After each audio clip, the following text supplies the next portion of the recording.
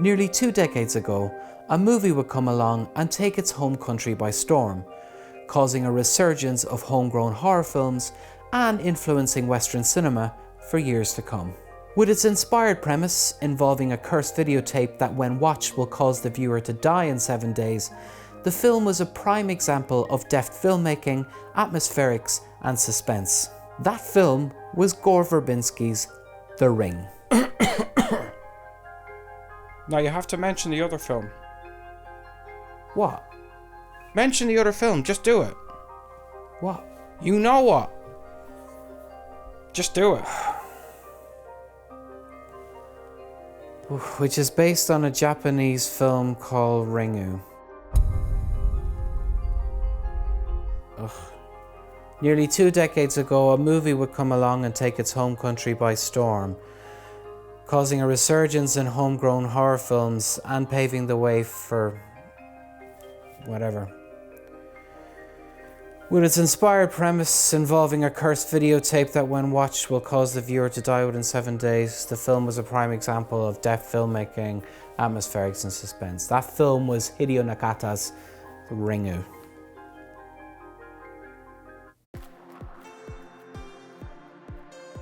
Ringu is the story of Reiko Asakawa, a talented journalist who was investigating the aforementioned curse. When her niece is found dead along with 3 friends after viewing a supposedly cursed videotape in their holiday cabin in rural Japan, Reiko goes to said cabin in search of clues. Whilst there, she stumbles upon an unlabeled tape, and like any cautious and superstitious person, she decides to plonk it into the VCR and watch it. Oh boy, does she regret it. She is treated to a disturbing yet seemingly unrelated set of images, culminating in a final static shot of an innocent-looking water well. Boom! She's just been cursed, and she has 7 days to live. Reiko enlists the help of her ex-husband and psychic Ryuji. They watch the tape together, make a copy, and look for clues within the disturbing images. The clues lead them for Itsu Oshima Island, where they learn of the strange fate of Shizoko Yamamura, a local psychic who was ostracized by the island community, persuaded by a paranormal investigator into showing her powers publicly, and subsequently commits suicide after her mysterious daughter Sadako telekinetically murders a civilian watching the psychic experiment. As you do. It is revealed that her daughter Sadako was then whisked away by the professor to a hideout in rural Japan, and in a tragic turn of events, she is pushed down a well to her death by the professor. The film becomes a race against time, as our 2 main characters must find the well and lay Sadako's bones to rest, appeasing her vengeful spirit and stopping the curse once and for all. But will that be enough? Look, there isn't much to say about this film. Sure, I could talk about Hideo Nakata's masterful direction, the incredible pacing, the use of natural light and everyday objects to instill a sense of dread into the proceedings, the watery chill of the soundtrack, the perfectly realised mystery full of red herrings, the unique and eerie sound design, the esoteric folklore that enriches the atmosphere and tone, the lack of atheistic denial of the supernatural by the characters, the acting, for the most part, and of course that iconic scene.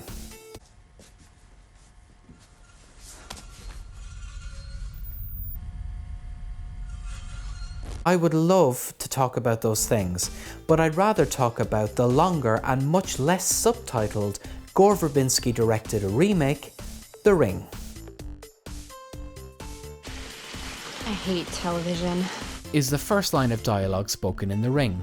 Written by Aaron Kruger, best known for writing 3 out of the 5 Transformer movies, this line perfectly encapsulates everything I love about Western remakes of horror movies.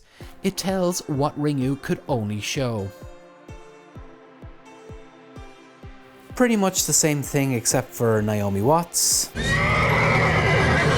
and some horses. So what makes The Ring better than Ringu? In the remake, Sadako is now Samara.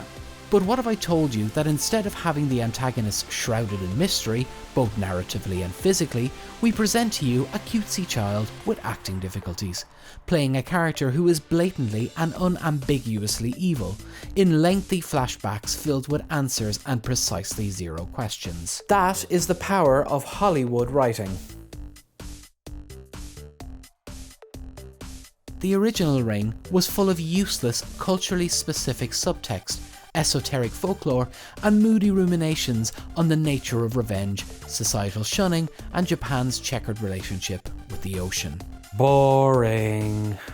In the absence of plot-stalling trivialities, The Ring instead chooses to augment its story with ruminations on the nature of horse breeding and horse owning and horse suicide.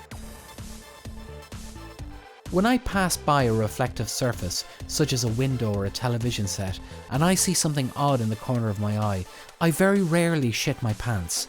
But if I spend close to 2 minutes puking up a ball of black hair, I know there's a curse on me.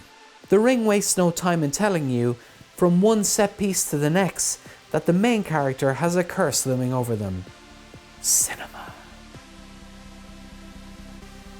When developing a film, a director and their director of photography will decide on the visual style to be used to effectively tell the story. Similar to The Exorcist, the original Ringu employs a stripped-down visual aesthetic, eschewing the more common horror cinematography styles and instead using natural light and shadow to emphasize the oddness in the ordinary.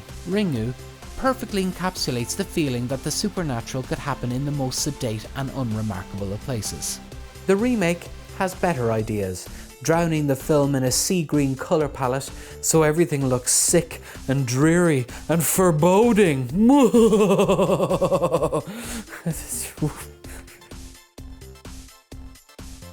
The infamous tape from Ringu was mysterious, nuanced, utterly creepy, and gave you just enough information to leave you going, "Tell me more, tell me more." How can you improve upon perfection?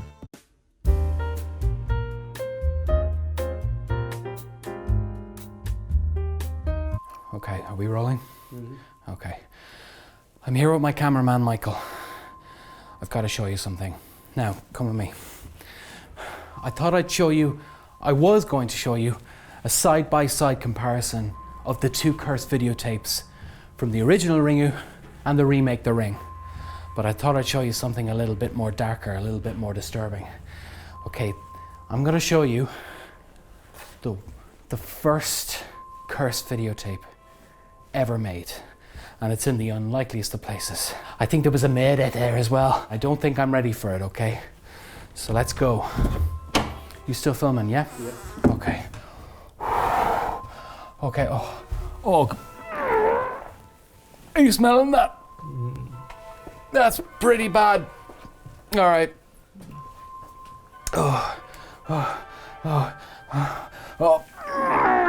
Okay. That's enough of that. Come with me. I hope you're ready for this, because I'm not. Do you see that? Okay. Sit down. Right. You ready, Michael? Yeah. Let's go.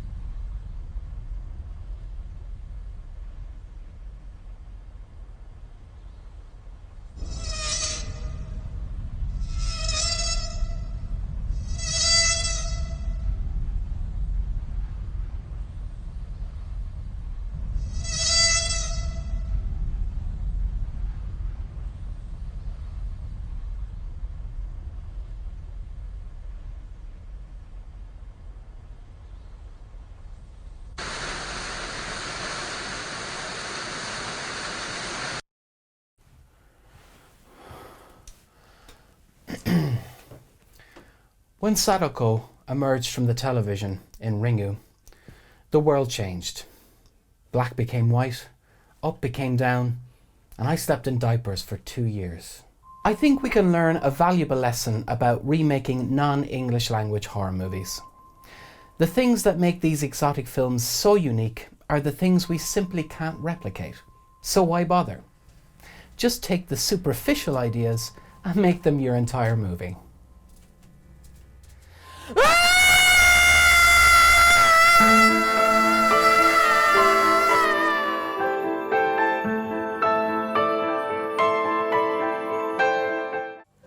Make sure you don't miss any of our future Hex Presents videos or any of our other crazy shows at Channel Hex by hitting subscribe and the bell notification icon.